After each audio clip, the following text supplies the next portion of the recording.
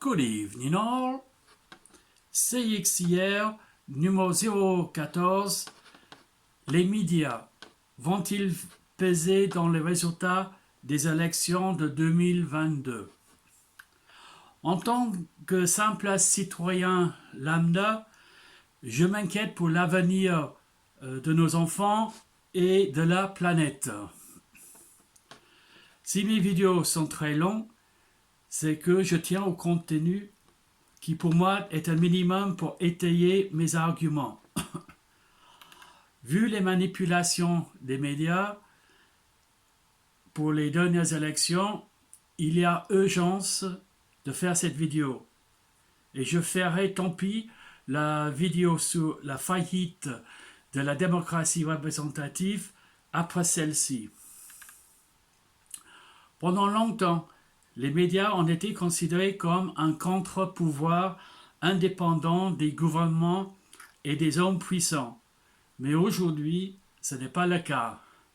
Sauf quelques exceptions, comme le Canard enchaîné, le Monde diplomatique, le Courrier international, l'Humanité, Sad Radio et certains réseaux sociaux. La liste n'est pas exhaustive. Le régime nazi a utilisé massivement les médias pour manipuler et encadrer les Allemands pour faire la guerre. Et la quasi-totalité de la presse française l'a suivi dans la collaboration et la manipulation. Une fois la guerre finie, pour éviter une telle mauvaise utilisation des médias, il y a eu des ordonnances de 1944 sur la liberté de la presse.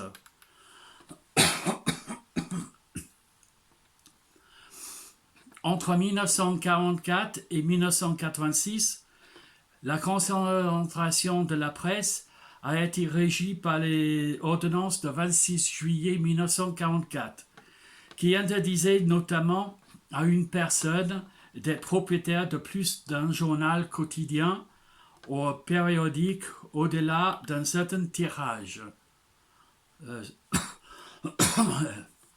10 000 exemples pour un quotidien, 50 000 pour un périodique. Une telle règle constituait une véritable protection contre les concentrations. Mais pour sauver des journaux en faillite, cette loi n'a pas été respectée. Et aujourd'hui, 9 milliardaires se partagent l'essentiel de la presse française et contrôlent l'information divulguée aux citoyens. Les citoyens ont besoin d'une information fiable, de qualité, accessible, pour se construire un avis sur les problèmes les concernant. Mais malheureusement, ce n'est pas le cas, et je veux vous donner quelques exemples flagrants, documentés et facilement vérifiables, et que j'ai vécu et qui m'ont révolté.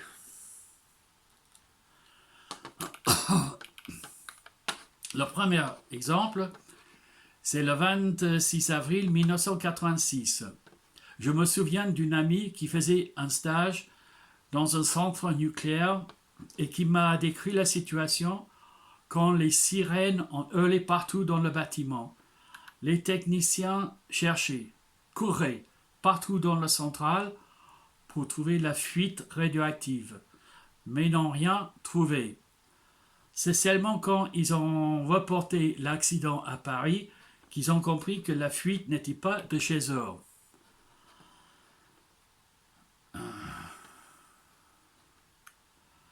Trois jours après, les Français ont été informés du nuage radioactif au-dessus de la France.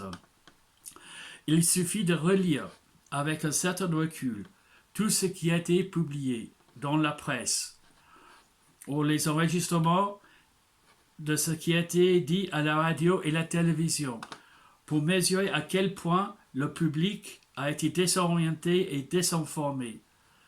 Jamais les chaînes de télévision ont fait le mea culpa sur ce manque d'information et non-alerte au danger.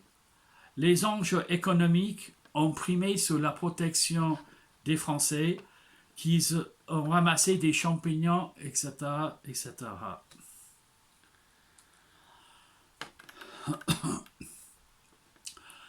Mon deuxième exemple, c'est le 14 octobre 1990.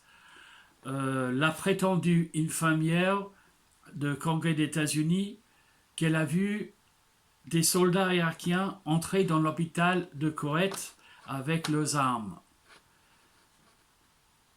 Ils ont tiré les bébés de couveuses, ont pris les couveuses même, et ont laissé mourir les bébés sur le sol froid. L'événement a été retransmis rapidement par les télévisions françaises et vous pouvez vous rappeler l'impact sur les téléspectateurs français et leur résistance contre cette guerre en préparation. On a su seulement 6 mois après que cette personne était qu'une impostrice et menteuse. Jamais les chaînes de télévision ont fait le mea culpa sur cette manipulation qui a facilité l'entrée en guerre de la France et le massacre massif des Irakiens en retraite de Koweït.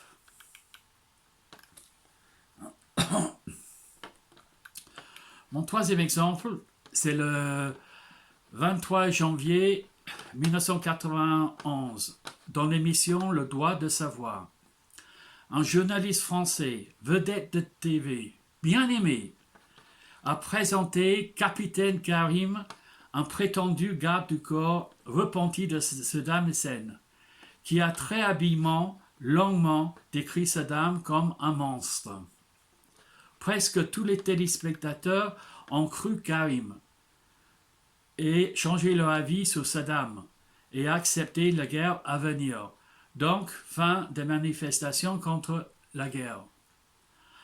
Le canard enchaîné a senti la manipulation, mais la dénonciation de ce mythomane est venue trop tard pour arrêter la guerre.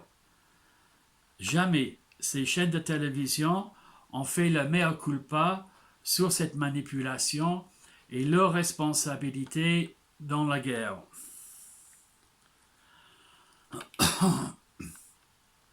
Quatrième exemple. Le 27 novembre 2001, le Times de Londres a décrit le présumé imprenable bunker de haute technologie de Ben Laden dans la montagne de Tora Bora en Afghanistan. Les médias français ont repris cette propagande et avec succès manipulé les Français là-dessus, justifiant le largage d'un méga-bombe MOAB et un tapis de bombes sur Tora Bora et son environnement. Ces bombardements sur Tora Bora ont fait de très nombreuses victimes civiles. C'est seulement à la fin de la guerre qu'on a découvert que ce bunker n'a jamais existé. Encore, les médias n'ont pas fait le mea culpa sur cette manipulation et les morts conséquents.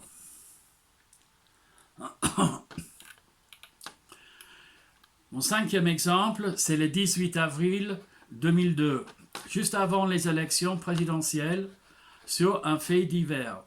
Paul Voise, un retraité d'Orléans, roué de coups et sa maison incendiée, faisait la une de tous les journaux. Ça aurait pu passer comme un fait divers, mais c'était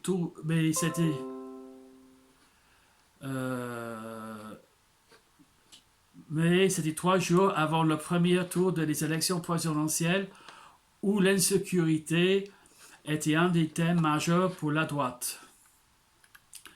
Les images du visage tuméfié et les pleurs de Paul Voise passent en boucle, bouleversant la France entière et provoquent une vague d'indignation face à la délinquance. Tout le monde en a parlé et Jean-Marie Le Pen, alors à 14% sur Alab, a dépassé Lionel Jospin, alors à 18% sur Alab, au premier tour.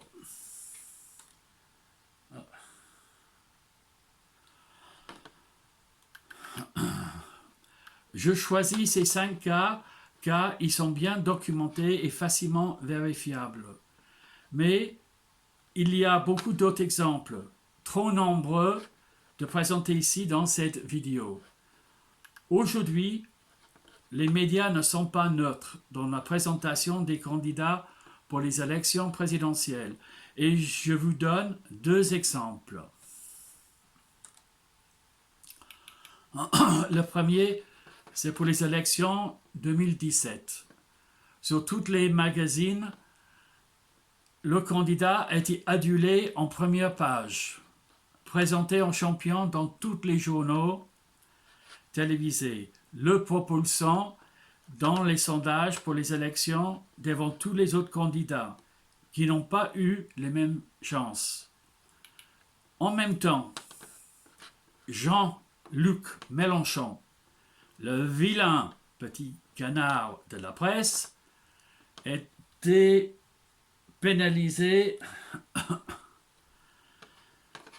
avec l'usage systématique de ses photos les plus moches et des commentaires acerbes. En conclusion, un bon marketing peut faire un pauvre candidat en champion et à l'opposé, un bon marketing peut mettre un bon candidat en raté. Mon deuxième exemple, ça concerne les élections en cours. Un citoyen non politique au départ était projeté pendant les semaines sur les écrans de la bande des trois, BFM, CNews et LCI, et sa popularité a explosé. Un candidat non politique, son parti, était né de rien avec l'aide des médias. Et comme en 2017, le vilain petit canard est traité en boucle comme un raté, homme de la désunion, un islamo-gauchiste de l'extrême gauche, etc. Et ses photos toujours choisies pour déplaire. Qui peut vouloir ce vilain petit canard comme président? Un mensonge répété 10 000 fois se transforme en vérité. On peut comprendre que ce vilain petit canard est déjà handicapé avant de commencer sa campagne.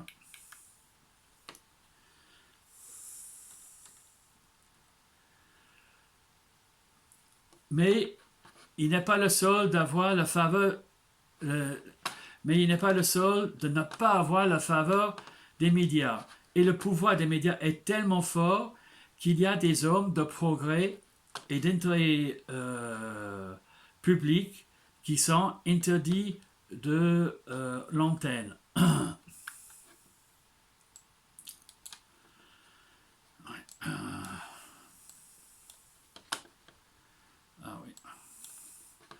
Le premier exemple, c'est Étienne Chouard, enseignant, promoteur de référendum d'initiative citoyenne, le RIC, et de l'Assemblée constituante tirée au sort. Il est interdit d'antenne. Et pourtant, quand on visionne ces 200 plus YouTube vidéos très riches en informations historiques et sociales, on ne voit nulle part l'antisémitisme, négationnisme ou fascisme, donc il est accusé. Heureusement pour les médias, Édouard Chouard n'est pas un candidat pour les prochaines élections.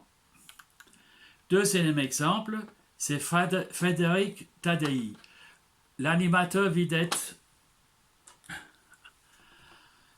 de la télévision Ce soir ou jamais, est privé d'antenne des chaînes françaises depuis juillet 2018, accusé par Patrick Cohen d'inviter des cerveaux malades, comme Étienne Chouard et d'autres. On sera privé d'entendre ces deux personnes s'exprimer sur les prochaines élections sur les chaînes de télévision. Bien sûr, il y a d'autres personnes interdites d'antenne, mais les cas sont moins bien documentés sur l'Internet. Le pouvoir des médias, avec leurs éléments de langage à répétition, permettent de formater l'opinion publique. Par exemple, on répète faussement, sans fin, que les cotisations patronales sont des charges patronales, et en tant de charges sont un frein à l'embauche. Le deuxième, qu'on peut augmenter des salaires en supprimant les cotisations sociales. Mais qui paiera la Sécu et les retraites? Que la gauche est irréconciliable, mais les élections ne sont pas encore faites. Ce n'est que le début de l'histoire avec l'Union populaire. Depuis 5 ans, le vilain petit canard et son parti LFI sont faussement désignés systématiquement d'extrême gauche. À la longue, les téléspectateurs le croient. Il y a un diabolisme du candidat. Cinquième, certains personnages sont faussement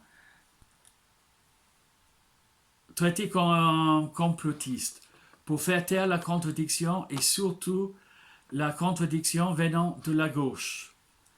Certaines personnes sont faussement traitées d'antisémites, comme le vilain petit canard, LFI, Gilets jaunes, etc.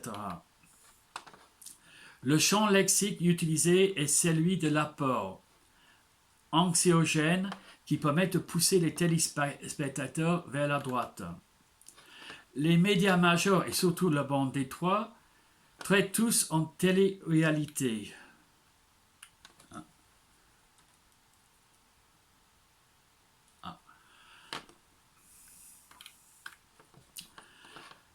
Faits divers, terrorisme, la guerre et les élections. Moins de débats politiques pour donner davantage aux jeux télé-réalité, séries et policiers qui se suivent 2 à 3 fois à la suite dans la même soirée. Et beaucoup de pubs pour acheter des choses qu'on n'a pas besoin. Plus de temps pour la réflexion. La bande de Troie est surtout dans la prise de position plutôt que dans l'information. Les médias sont partisans et distillent une information biaisée. Les médias français sont passés d'une mission d'information à une fonction de propagande insidieuse. Premier exemple, le porte-parole du gouvernement actuel, le 11 janvier de cette année, a dit qu'on ne ferme pas de lits à l'hôpital, ni de lits en réanimation. On en ouvre. Même sur les chiffres officiels, ils mentent. Pas de contradiction des journalistes. Le pire, c'est que la majorité des Français le croient. Les chiffres de François Ruffin, député LFI, sont même en deçà de la réalité. Exemple 2. Pendant les grandes manifestations, les récits médiatiques ont tendance à mettre l'accent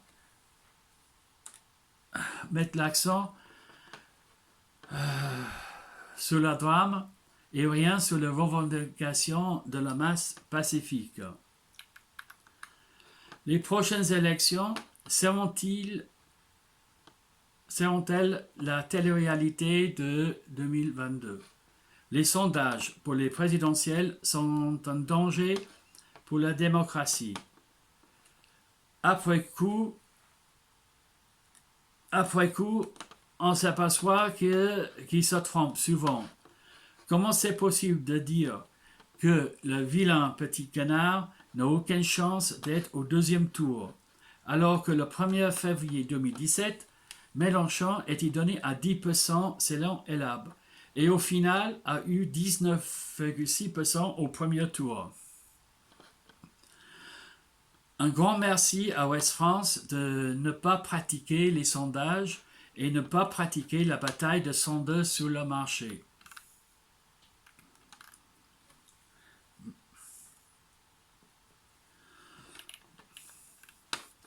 Le 13 décembre 2016, l'émission BFM Bourdin Direct a posé la question sur Twitter ou Internet. Est-ce que les médias vous mentent? Est-ce que les médias vous mentent? Allez, votez. 91% des internautes sur 7958 ont répondu oui. Les médias nous mentent. Mettons en cause la crédibilité des médias. La première victime de la guerre, c'est la vérité. Ça se confirme avec la guerre contre le Covid-19. Que de mensonges et manipulations reliées par les médias.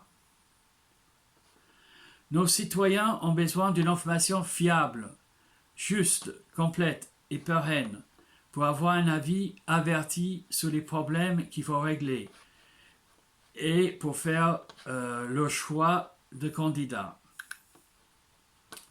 Personne n'a le moyen de payer plusieurs sources et en plus, il faut avoir le temps pour les lire et analyser. La bibliothèque Mitterrand a une copie de toutes les publications officiellement déclarées en France. Mais il faut payer pour avoir des copies. J'ai un archive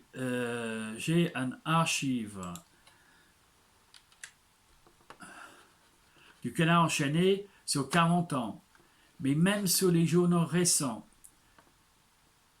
ça me prend de temps fou pour trouver un article.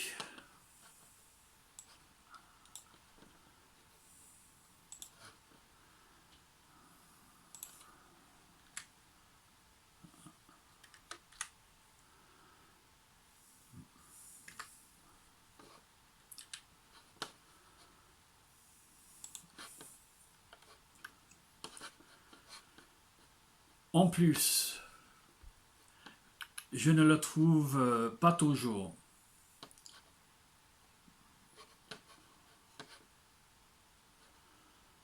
Le Canard enchaîné est une mine d'informations sur la corruption de nos élus, sur 100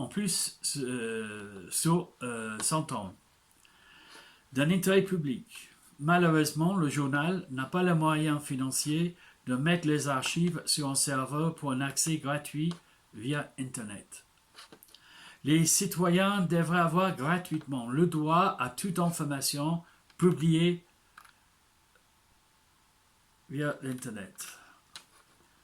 C'est pour ça que je propose que des journalistes, analystes, etc. aient une rémunération pour leurs articles autrement que par les journaux et chaînes de télévision. Une fois ma vidéo postée sur YouTube, je mettrai toutes les références et liens en commentaire en dessous de la vidéo. Avant de terminer, je veux parler de 2 films instructifs sur la manipulation des médias.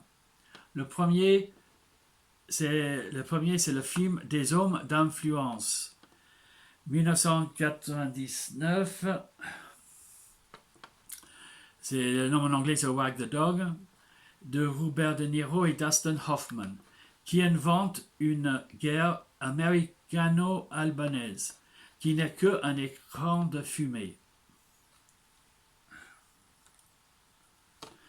Le deuxième, c'est le documentaire Le pouvoir des cauchemars de la BBC 2003, comment la menace illusoire d'un réseau caché de terreur on est venu à dominer la politique à travers le monde. Je m'arrête là et je vous donne rendez-vous à la sortie de mes vidéos CXIR sur YouTube pour la présidentielle 2022, sur mes thèmes de 2017, toujours d'actualité ci-dessus. J'ai un thème qui n'est pas sur ma liste d'une importance majeure, qui est tabou. Qui est tabou dans les médias, tabou pour les candidats actuels. Si vous devinez quel est ce tabou, informez-moi à l'email cxir.fr@gmail.com. En attendant, nous allons voir si le vilain petit canard va surpasser le handicap des médias contre lui et se transformer dans un beau signe au deuxième tour. Merci pour votre attention.